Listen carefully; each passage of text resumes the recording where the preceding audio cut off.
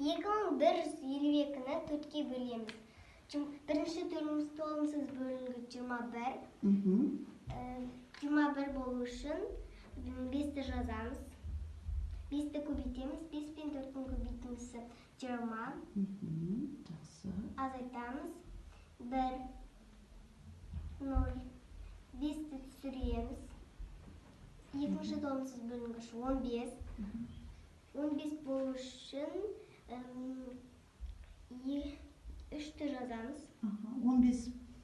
15-ке жақын 12 бөлінеді, 4-ке?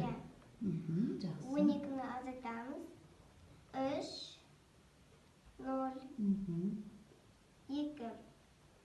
8-ді көбейтеміз. 8 пен 4-тің көбейтіндісі 32. Азайтамыз. 0. Жауабын оқиға. Жауабы 538. 9 болу үшін 6-ны бөлеміз. 8. 68-дің көбейтіндісі 48. Жақсы. Азайтамыз. 1, 0, 4-ті түсіреміз. Екінші тоғызсыз бөлінгіш 14. 2-ні жазамыз. 2-ні көбейтеміз. 2 мен 6-ның көбейтіндісі 12. Азайтамыз.